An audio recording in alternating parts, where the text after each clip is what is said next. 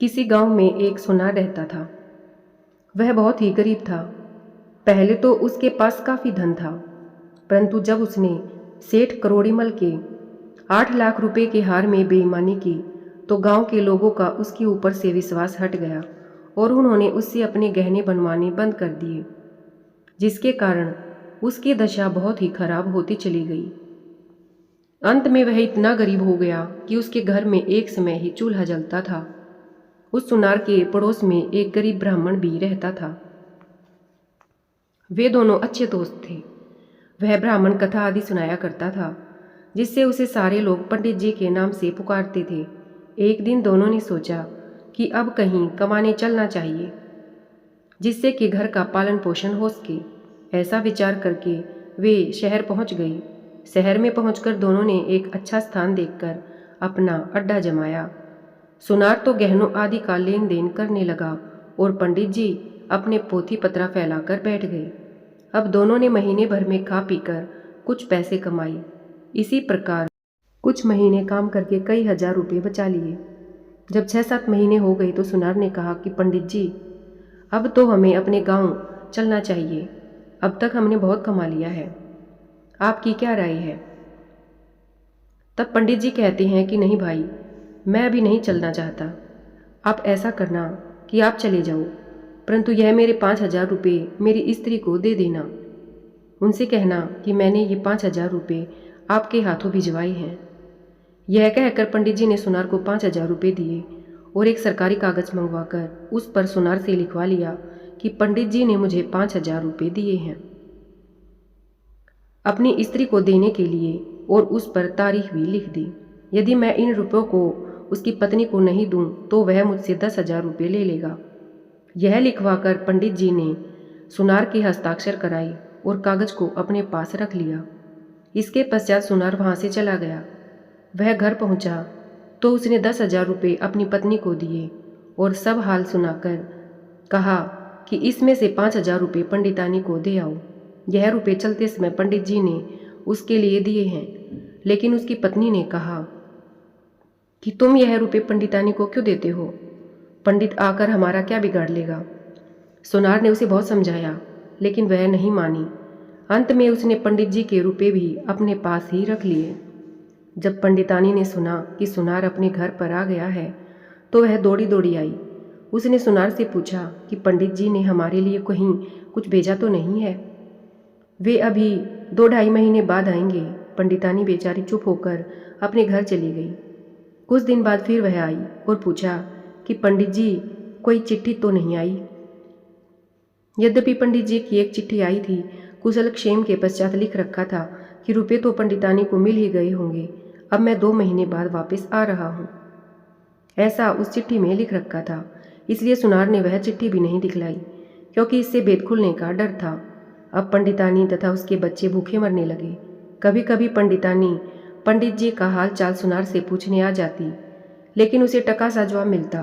2 महीने बाद पंडित जी एक 25,000 और कमाकर घर लौटे।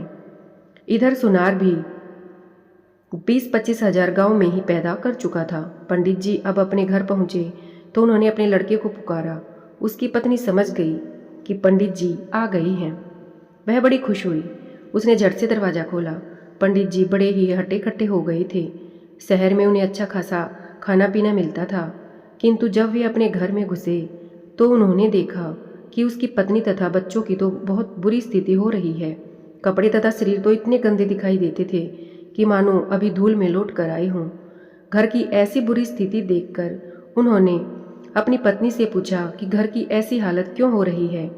उसकी पत्नी ने कहा कि आपने तो वहाँ पर सोच लिया था कि मैं घर का की कोई सुध ही नहीं लूँगा, चाहे जो भी हो जाए। जब घर के सारे स्त्री बच्चे मर जाएंगे तभी जाऊँगा और घर में अकेला आराम करूँगा। पत्नी की बात सुनकर पंडित जी ने कहा, कैसी बातें करती हो? मैंने तो मित्र सुनार के हाथ 5,000 रुपये और एक चिट्ठी भी तुम्हारे लिए भेजी थी। पत्नी ने कहा, क्यों झूठ बोलते हो? रुपये कहाँ भेजे थे? 5,000 रुपये और चिट्ठी मुझे तो नहीं मिली। मुझे तो एक पैसा तथा कागज़ का टुकड़ा भी नहीं मिला। पंडित जी को शक हुआ कि कहीं सुनार ने चिट्ठी और रुपये दबा तो नहीं लिए। वह झट से अपनी पत्नी को साथ लेकर उस सुनार के यहाँ पहुँचा। सुनार ने पंडित को देखते ही समझ लिया कि यह रुपयों के बारे में कहने आया है। पास आने पर सुनार बोला कि राम राम पंडित जी। कहो कैसे आना हुआ? पंडित जी ने राम राम करते हुए कहा कि क्यों भाई, तुमने रुपये और चिट्ठी तो बिल्कुल दबाकर ही रख ली।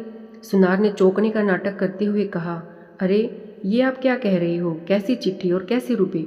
पंडित जी ने झट से वह कागज जिस पर शर्त लिखी हुई थी दिखलाया। लेकिन सुनार बोला, मुझे कुछ नहीं पता, तुम मुझे बेवकूफ़ बना रहे हो। ऐसी कोई बात नहीं थी, मुझसे रुपया इतना चाहते हो? पंडित समझ गया कि यह ऐसे रुपये नहीं देगा। वह वहाँ से सीधे कोतवाली पहुँचे और कोतवाल साहब से कहा कि उस सुनार ने मेरे पैसे 5,000 रुपये थे जो चुरा लिए हैं, दबा लिए हैं। मेरे रुपये मुझे दिलाने की कृपा करें। इतना कहकर उन्होंने वह शर्त वाला कागज़ कोतवाल को दिखाया। कोतवाल ने कागज़ देखा तो उसे विश्वास हो गया कि रुपये पंडित ने सुनार को दिए थे। वह उसी समय 2 सिपाही लेकर पंडित जी के साथ चल दिया। जब वे चारों सुनार के घर पहुँचे तो वह सिपाहियों और कोतवाल को देखकर बहुत डर गया। उसने वहाँ से भागना चाहा, लेकिन उसे झट से एक सिपाही ने पकड़ लिया। कोतवाल ने सुनार से पूछा, पंडित जी के रुपये कहाँ हैं? बताओ जल्दी से। सुनार ने आश्चर्य दिखाते हुए कहा कि कैसे रुपये? कोतवाल ने वह कागज़ दिखाया और कहा कि देख, यह प्रमाण रुपये देने का है। सुनार उसे देखकर बोला कि नहीं नहीं, ये तो गलत है। सुनार नहीं मानता है।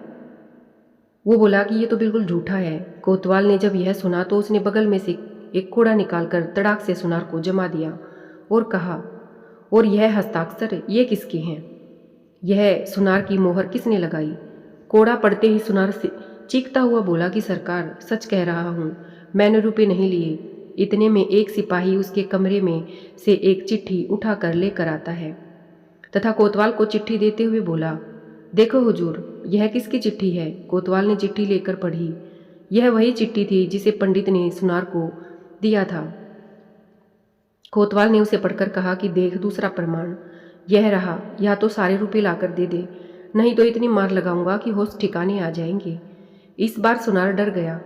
उसने झट से 10,000 रुपये लाकर पंडित को दे दिए, लेकिन कोतवाल ने कहा कि अभी 2,000 रुपये और सजा के पंडित को दे। आखिरकार उसने 2,000 रुपये और लाकर पंडित को दे दिए। पंडित प्रसन्नतापूर्वक अपने घर चला गया। कोतवाल सुनार को हथकड़ी पहनाकर जेल ले गया। उसे 1.5 वर्ष की सजा हो गई। कुछ दिनों में उसके घर का हाल बहुत ही बिगड़ता चला गया, क्योंकि जो बचा खुचा धन था वो भी समाप्त हो गया। उसकी पत्नी को मांग मांग कर अपना गुजारा करना पड़ा। बेईमानी का यही नतीजा होता है, इसलिए हमें किसी के साथ भी बेईमानी नहीं करनी चाहिए।